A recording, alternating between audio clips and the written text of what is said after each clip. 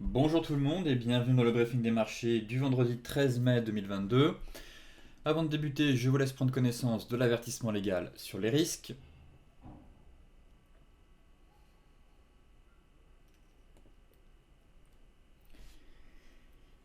Et pour terminer la semaine, on a le sentiment que les opérateurs, après s'être fait une grosse frayeur toute la semaine, hier aussi, ont envie un peu de reprendre de la hauteur sur les indices et effectuent des achats à bon compte. En tout cas, les gros supports pour l'instant sur les indices européens, à savoir le CAC et le DAX, ont plutôt bien tenu dans l'ensemble. Euh, à Wall Street, effectivement, on a prolongé la baisse sur le Dow Jones et notamment sur le Nasdaq. Mais là, sur les futurs, on a de belles hausses et on pourrait terminer la séance, à mon avis, dans le vert et assister à un début de reprise haussière ou de rebond technique en tout cas. Maintenant, les investisseurs craignent toujours que l'inflation reste élevée plus longtemps que prévu, ce qui pourrait, comme vous le savez, inciter la Réserve fédérale à relever les taux d'intérêt de manière encore plus agressive. Euh, Hier, on a quand même eu des données sur les prêts à la production et les données ont montré que les prêts à la production ont progressé de 11% sur un an en avril, un chiffre quand même assez élevé, important, contre une progression de 11,5% le mois précédent. Donc c'est la première fois depuis le début de la crise Covid qu'on assiste à un léger repli sur les prêts à la production. En revanche, ceux à la consommation ont augmenté de 8,3% après 8,5% en mars. Donc quand même des données toujours élevées et qui ont créé un peu d'inquiétude, toujours de crainte sur le fait que l'inflation reste élevée plus longtemps que prévu. Malgré cela, on s'attend à ce que la Fed relève les taux d'intérêt directeurs d'au moins 50 points de base à au moins 3 reprises au cours des prochains mois. En tout cas, pour le mois de juin, c'est sûr. Reste à savoir, mois de juin, mois de juillet, on devrait logiquement avoir 50 points de base. Pour le mois de septembre, j'en suis pas aussi certain. En tout cas, tout dépendra encore des données sur l'inflation. Le Sénat américain hier a quand même confirmé la nomination de Jerome Powell pour un second mandat à la tête de la Banque centrale américaine. Et effectivement, le président de la Fed a réaffirmé, lui, qu'il tablait sur des hausses de taux d'un demi-point lors de chacune des deux prochaines réunions de politique monétaire de la Banque centrale, tout en assurant quand même que que certains responsables étaient prêts à faire plus si nécessaire. Pour rappel, le marché priceait, là il faudrait voir les dernières données, avant qu'on ait eu l'intervention de Jerome Powell, mais il y a de ça quelques jours, le marché priceait à 77% une hausse de 75 points de base, ce qui justement rendait un peu les opérateurs nerveux.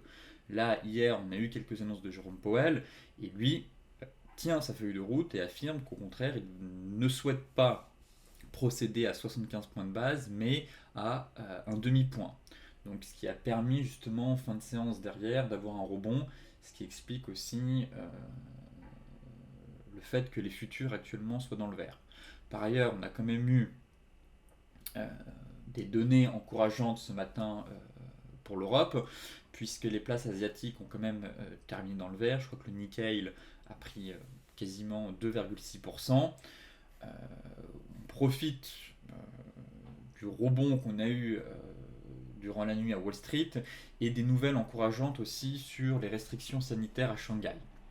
Donc effectivement, euh, Shanghai pourrait lever le pied car actuellement c'est un peu inhumain, j'ai envie de dire, les conditions dans lesquelles vivent les habitants de certaines villes de Chine.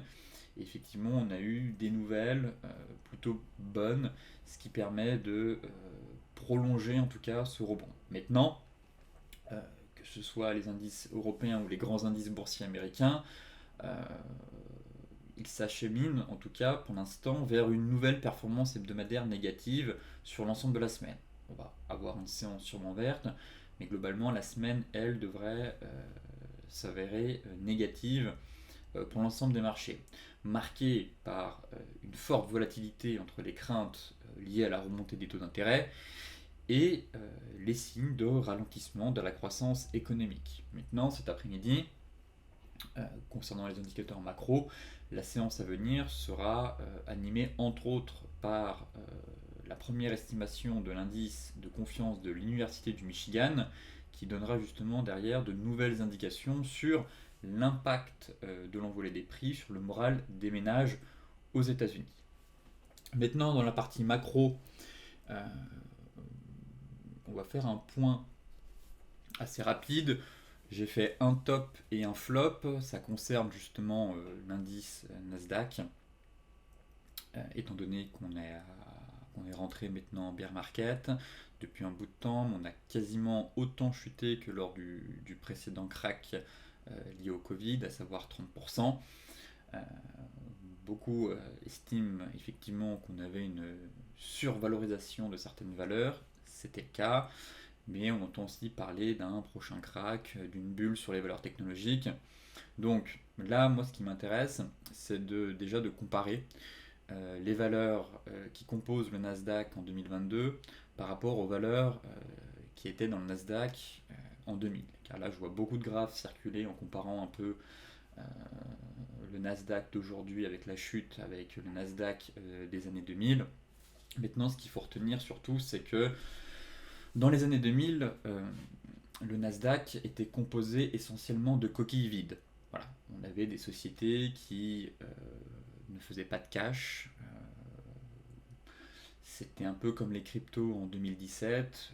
On achetait des sociétés avec des belles promesses sur le papier, mais derrière, c'était des coquilles vides. Là, aujourd'hui, ce qui est quand même intéressant de noter, c'est que dans le Nasdaq, au sein des GAFAM, donc de Google, Microsoft, Amazon, Apple et Facebook, malgré la chute de certaines de ces valeurs, notamment Amazon et Facebook, Google aussi un peu, on dispose de beaucoup de liquidités. Vous voyez, ces valeurs-là ont énormément de cash et ce n'était pas le cas en 2000. Donc on a quand même des valeurs qui, pressurisées par le resserrement monétaire, la hausse des rendements obligataires, sont assis sur un bon coussin de cash. Et donc ça, ce n'était pas le cas durant les années 2000. Et avec autant de liquidités, elles peuvent se permettre d'avoir une marge de manœuvre. Justement, derrière, ces liquidités pourraient être utilisées, comme vous le savez, pour racheter des actions ou augmenter les paiements de dividendes. Donc, comme vous le savez, les rachats d'actions sont un soutien indéniable sur la performance des indices américains. Donc voilà le top actuellement sur ces valeurs-là, c'est le coussin de cash sur lequel elles sont assises qui leur permet derrière voilà, d'adopter des stratégies pour limiter en tout cas la chute de leur cours de bourse. Maintenant le flop, c'est la vitesse de la chute que l'on connaît actuellement. Et effectivement, on voit qu'on a un sell-off assez important, puisque le Nasdaq chute plus vite que lors des tendances baissières de 2000 et de 2008 même. Quasiment presque, peut-être pas aussi, non, pas aussi vite que durant le Covid, durant le crack lié au Covid, où là pour le coup c'était vraiment un crack éclair. Mais là, si on compare vraiment voilà, les gros chocs qu'on a eu sur le marché actuellement, la chute est quand même assez rapide. Donc, ce qui montre vraiment la nervosité et le sentiment que les investisseurs jettent tout par la fenêtre. Maintenant, deuxième point ici, c'est que effectivement, si on compare le Nasdaq en 2022 par rapport à 2020, on a déjà chuté autant que lors de la crise liée au Covid. Pour rappel, ici, on avait perdu 30%, là on est tombé à 28 ou 29% hier. Maintenant, on n'est pas dans le même contexte, ça aussi. Je pense qu'à court terme, on fera un petit point technique juste après, je pense qu'à court terme, on peut avoir un joli rebond sur le Nasdaq. En tout cas, c'est ce que j'anticipe. rebond de court terme, on n'est pas à l'abri d'une nouvelle jambe de baisse derrière, mais là pour moi on a complété un pattern de correction en ABC, on est venu taper le bas du canal. Donc rebond de court terme, mais derrière maintenant l'environnement et la conjoncture économique n'est pas la même, puisque ici, rappelez-vous, le but de la Fed c'était de sauver les marchés et de soutenir l'économie. Résultat, ça s'est traduit par une expansion du bilan des banquiers centraux, avec injection au total de 10 000 milliards de liquidités sur une période de 15 mois. Alors que là, on est sur tout le contraire. Ici, on baissait les taux en plus. Ici, on remonte les taux, on réduit le bilan et on cherche à savoir combien de fois la Fed va encore augmenter les taux. Donc, ce qui pressurise vraiment les valeurs de croissance. Donc, effectivement, à court terme, on peut avoir des jolis rebonds sur ce marché. Mais effectivement, si Jérôme Powell doit ajuster le tir et recadrer sa feuille de route pour faire face à l'inflation, on pourrait de nouveau avoir une poursuite de la baisse, comme ce fut le cas en 2008 et en 2000. Concernant la partie technique, très rapidement sur l'indice Nasdaq, j'ai pas l'habitude de le regarder spécialement, mais enfin en tout cas personnellement si, mais vous n'êtes pas beaucoup à le trader. Là, ce que je note, c'est voilà, un joli bas de canal. Vous voyez ici, on est venu taper le bas de canal, excès sur mèche. Et là, j'aime bien le chandelier qu'on est en train de former. Sur les futurs, on est en train de faire un avalement haussier, un dérivé quasiment avec une étoile du matin. En tout cas, on part sur un avalement. On est venu taper un niveau clé, un niveau de support. Juste ici, maintenant, on a une grosse zone de polarité entre 12 180 et 12 330. Et là, ce qui va être important de surveiller, ça va être la clôture. Vous voyez que pour l'instant, sur les futurs, on travaille le bas de la zone. Si ce soir, à la clôture, on réintègre ce niveau, eh bien, je pense qu'on pourrait assister à un joli rebond derrière. Voilà, on aurait un bas de canal tenu sur support, correction en A, B, C. Si je reporte un peu l'objectif théorique, vous voyez ici, on est venu taper en point bas là. Donc ça fait vraiment notre correction et je reprends hop, à peu près ici. Voilà. Vous voyez, sur excès sur mèche, on a vraiment fait une très belle correction du type ABC. Donc un objectif majeur atteint, un bas de canal, un début de chandelier de retournement, un avalement haussier. Maintenant, je pense qu'il est nécessaire de clôturer au-dessus de la zone. En tout cas, réintégrer la zone si possible, clôturer au-dessus de 12 200, 12 220, 12 230. Et là, on pourrait assister enfin à un rebond en direction des 12 750 et 13 100 à court terme. En tout cas, voilà le scénario que j'ai actuellement sur l'indice Nasdaq. Concernant l'Europe, ça rebondit bien. Peut-être que certains ont réussi à mettre le bas de la zone à profit. Je vous disais qu'on était quand même sur une belle zone. Et effectivement, on donnait 15 minutes. On a eu un joli setup hier, après à l'ouverture américaine. Beau double creux sur le bas de la zone. Donc là, on avait vraiment une figure chartiste de retournement.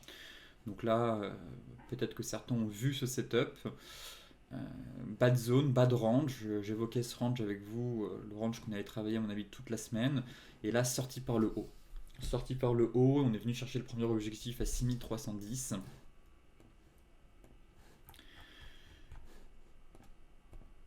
Hop. Donc là, l'idéal, c'est d'aller chercher le comblement du gap derrière. Donc pour moi, un premier objectif a été fait. Sur le CAC, quasiment, c'était les 6310. Peut-être qu'on a un deuxième double top, il est double bottom, pardon. Si j'ai dit double top ici, c'était double bottom, double creux. Donc peut-être qu'ici on a de nouveau un double creux qui est en train de se dessiner. Vous voyez qu'on l'a validé. Il n'est pas aussi beau qu'on donnait 15 minutes, mais sentiment, voilà, je dirais plutôt un range. Donc derrière, pareil, si on reprend de la hauteur, l'objectif c'est quand même de reporter la hauteur de ce double creux. Donc ça pourrait nous donner à peu près ici. Là pour moi on a un gros niveau à franchir. Mais effectivement, derrière, pourquoi pas remonter en direction des 6415. Voilà le plan. Euh, on a une jolie zone aussi ici, vous le voyez. 6400, 6426. Et ça me semble être un objectif intéressant pour venir prendre son TP2 d'ici la semaine prochaine. Voilà. En tout cas, plus de peur que de mal. Le CAC résiste très bien, je trouve, euh, comparé aux indices américains. Finalement, on est venu taper le bas du nuage, ça a tenu. Euh, pour le coup, le CAC va terminer la semaine dans le vert. Au contraire, je pensais qu'on allait terminer dans le rouge, mais non, si on part comme ça, on devrait avoir une semaine verte pour le CAC. Et pour l'instant, l'indice reprend clairement de la hauteur. Voilà. Donc en données horaires, ici, sortie de range, sortie d'un double top, creux, je vais y arriver. Donc je reste aussi, en tout cas on a eu une belle reprise. Si le marché ne cale pas cet après-midi ici, à mon avis la semaine prochaine on peut aller chercher un peu plus haut. Voilà, objectif pour ma part 6415. Le DAX, c'est la même chose. L'idéal ici serait d'avoir un repli. Je pense qu'avoir un repli vers 13 800 pour repayer. Voilà. On a pareil une sortie de zone de congestion par le haut. On est en train de break la MM50. Je pense pareil qu'il y a vraiment de la place pour aller chercher les 14 130. En tout cas, ce serait mon objectif sur l'indice allemand. Je vais regarder d'abord en données weekly ce que ça donne. Ok, ce serait de venir retester notre Tenkan, 14 155. Elle va logiquement se mettre à plat derrière. 14 155. En données daily, bon, ce bas de canal a tenu. Voilà, retour sur la borne haute. Et pourquoi pas tenter de nouveau des achats si on assiste à un repli en direction des 13 800, 13 750. Donc pour moi sur le DAX c'est plutôt des achats sur repli pour viser derrière un objectif en direction des 14 130. Et plus, si c'est possible, ce serait d'aller chercher la même 50, voire le haut de canal, 14 300.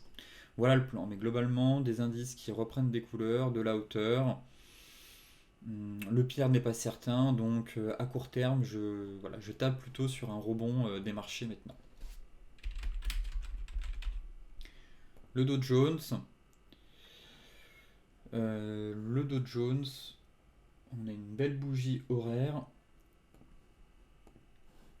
On est dans le vert sur les futurs, borne basse du canal préservée, et on est venu taper au pips près, au point près plutôt, on n'est pas sur du forex, le niveau de support.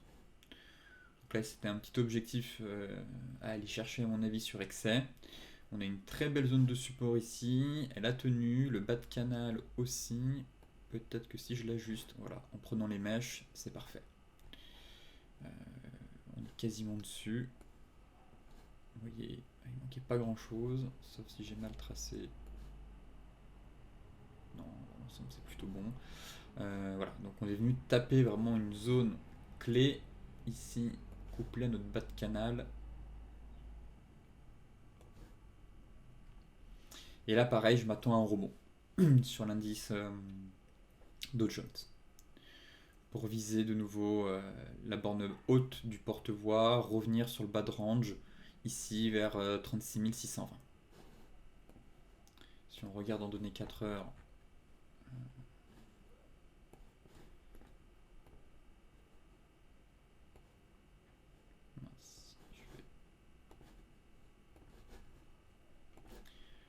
en données 4 heures, ouais.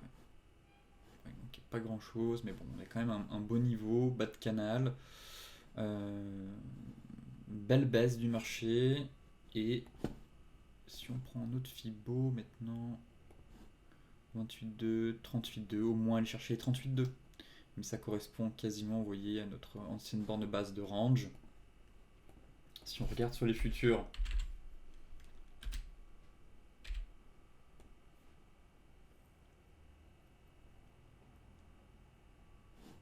ouais, ce serait d'aller chercher ce niveau. Quand donné daily, pareil, on est de nouveau sur un avalement, on a ouvert avec un petit gap baissier.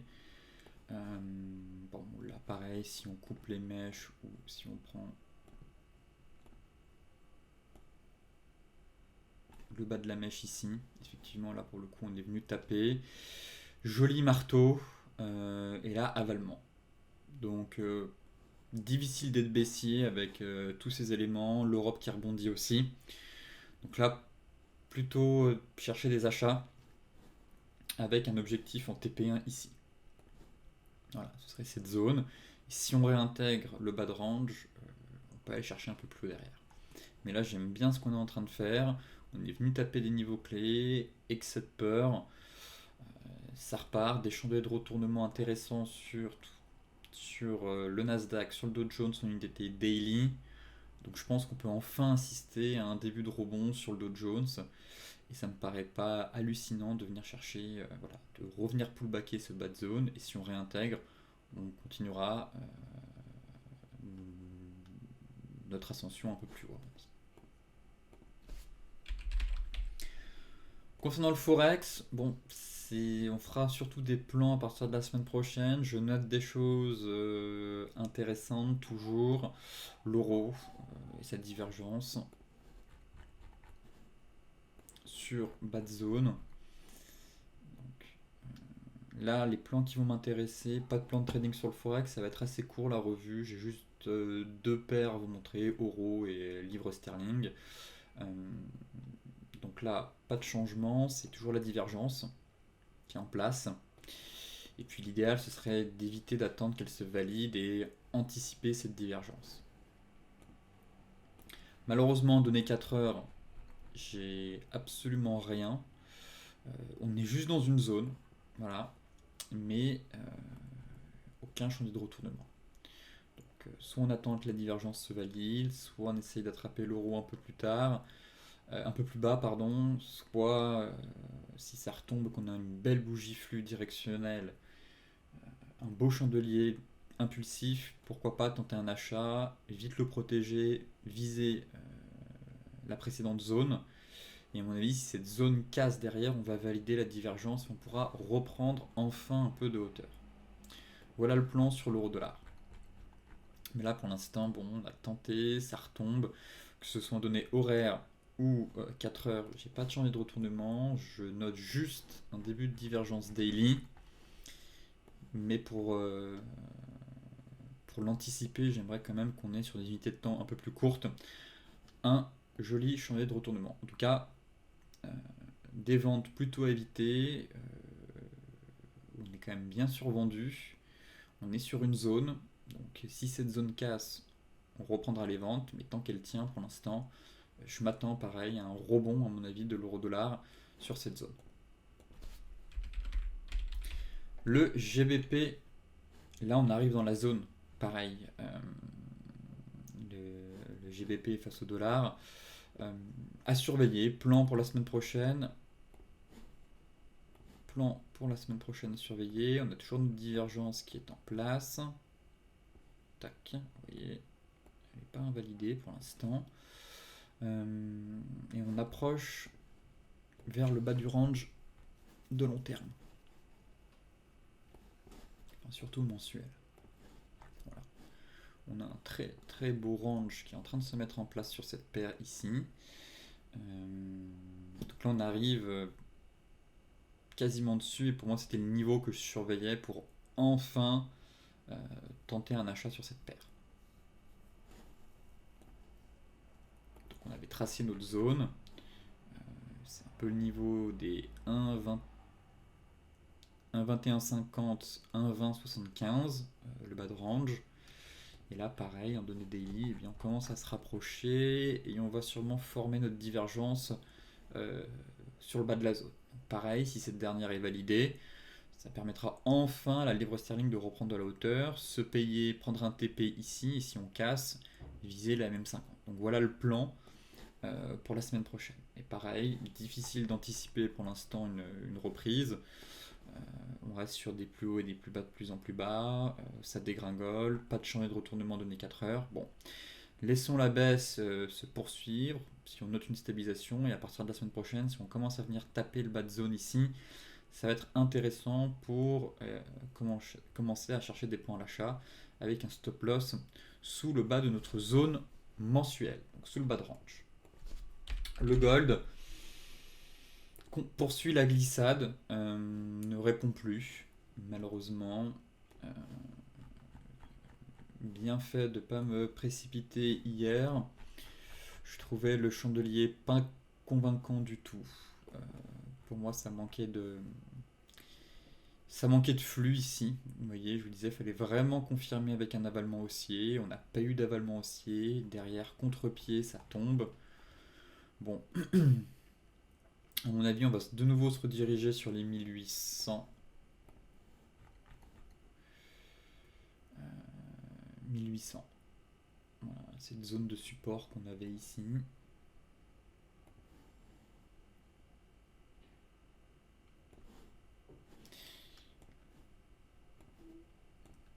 Mais pour l'instant, le gold, c'est un peu tôt pour revenir dans l'immédiat. Bon, l'élément intéressant de court terme, voilà, c'est qu'on est en train de venir taper sur notre Kijun. Donc, elle peut offrir un rebond de court terme. Voilà.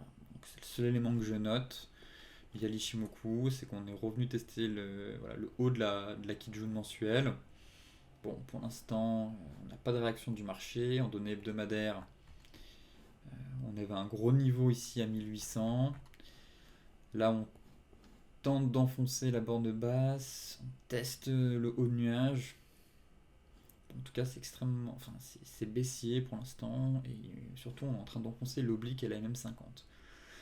Bon, à suivre, si cet après-midi, finalement, ça remonte, et qu'on a une clôture au-dessus de ce niveau, ça peut être intéressant, effectivement, derrière. On peut se faire une grosse mèche, clôturer, et commencer de nouveau à rechercher des achats. Mais là, tel quel, voilà, j'estime qu'on n'est pas à l'abri d'un retour vers les 1800. Sur le métal jaune.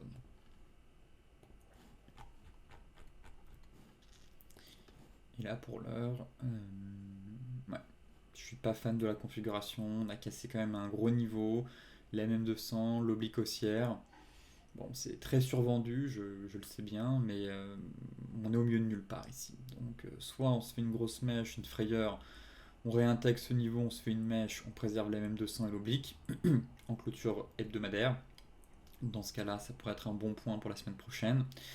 Sinon, pour l'heure, je trouve que les vendeurs gardent la main à court terme, qu'on a eu une dégradation de la tendance primaire, et qu'à mon avis, le marché est bien parti pour finir sa course euh, vers la fameuse zone des 1790-1800 $. Donc pour l'heure, rien à faire selon moi sur le gold, juste à surveiller la clôture, mais ça reste extrêmement baissier pour l'instant. En tout cas en données 4 heures, depuis les 2000 $.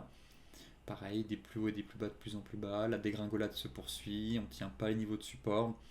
Donc si on doit terminer notre course quelque part, ce sera plutôt vers ce niveau-là, et on pourra potentiellement commencer à mettre en place un plan à l'achat si on a une belle réaction sur cette zone. Mais pour l'heure, je reste à l'écart et j'attends surtout une stabilisation du marché avec enfin des signaux techniques haussiers. Le Brent, on reprend ouais, on reprend un peu de hauteur, mais c'est pas non plus transcendant. Le gold, le Brent n'a pas fait grand chose à mon avis cette semaine. De toute façon, c'était pas là où il y avait de l'action. Euh, Sentiment qu'on a une grosse phase ici d'accumulation, de distribution.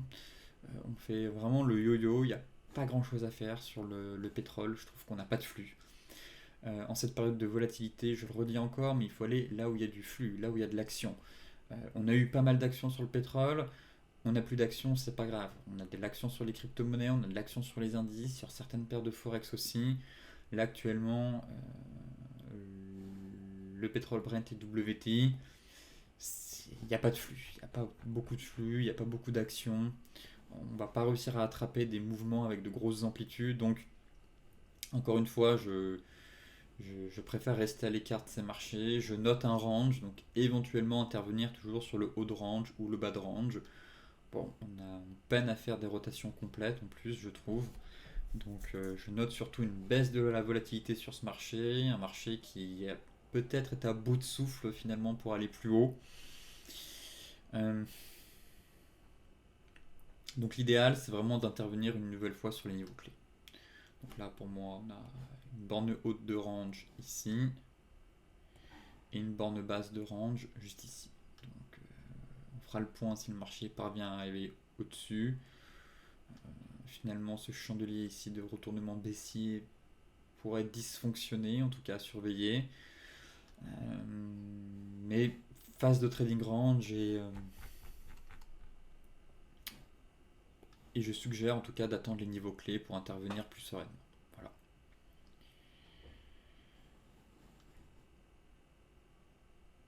Donc là, si certains sont à l'achat, l'idéal c'est de retourner sur le haut de range et on fera le point une fois qu'on aura atteint ce niveau clé. Mais là, intervenir au milieu de nulle part, je suis pas fan sur ce genre de marché.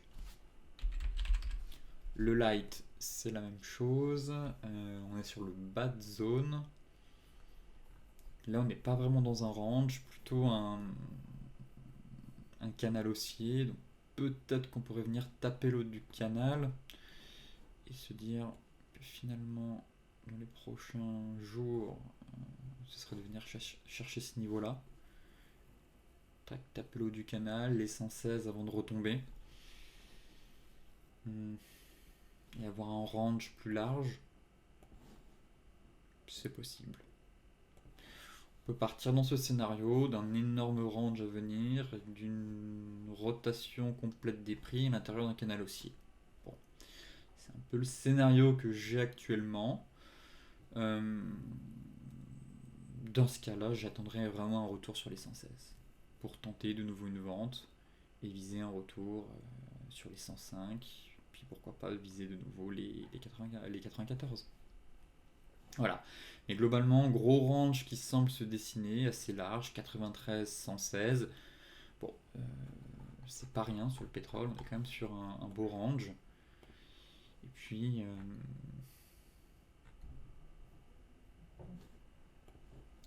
hebdomadaire.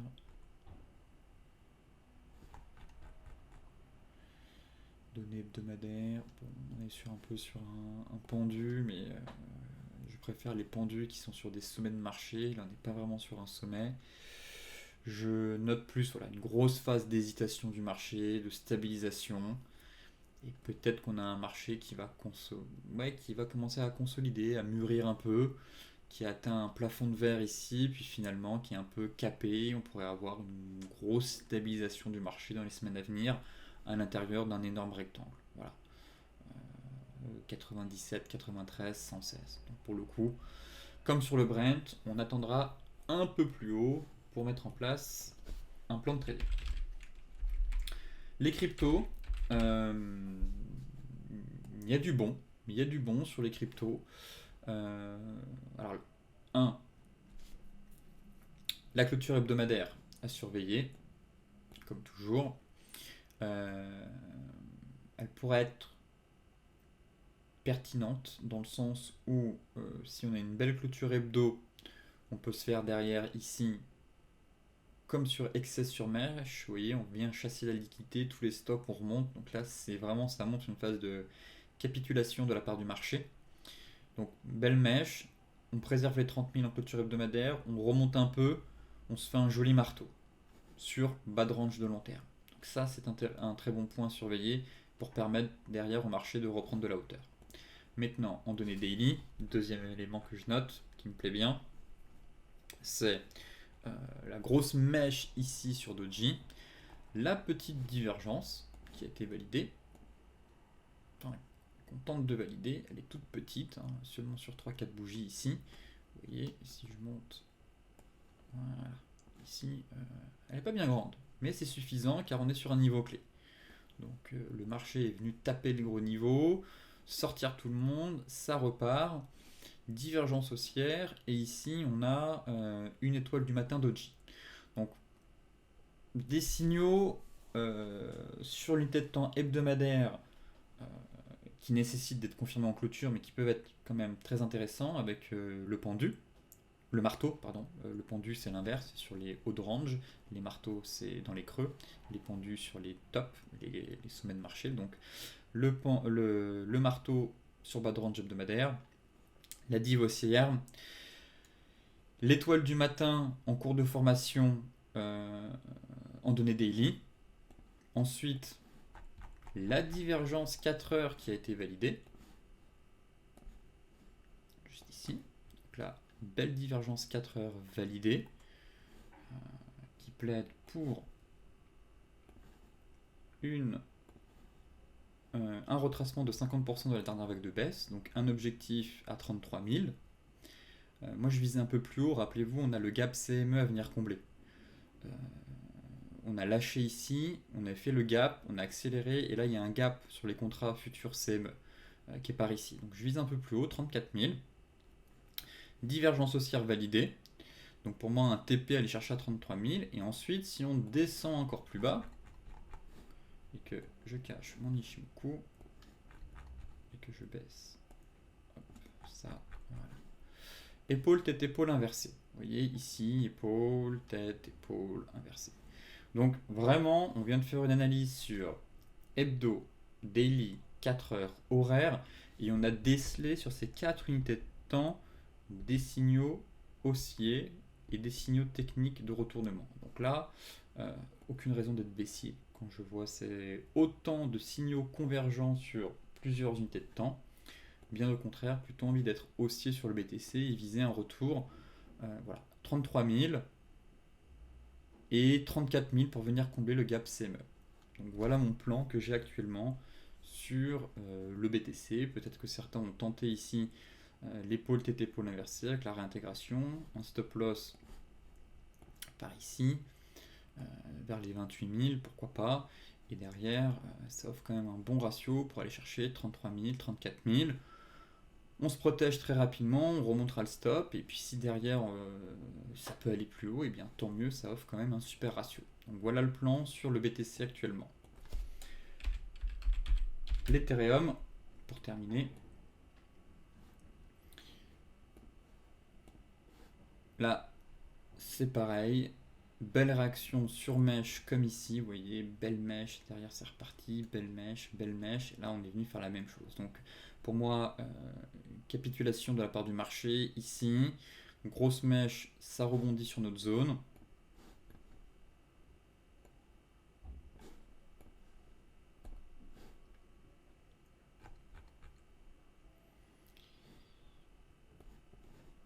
On préserve le niveau de support et on réintègre même ce niveau de support intermédiaire. Belle mèche, avalement aussi en cours, encore une fois.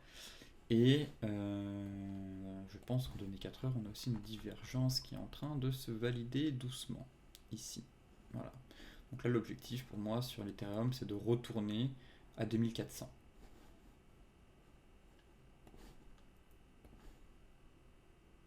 Ouais, voilà le plan sur l'Ethereum.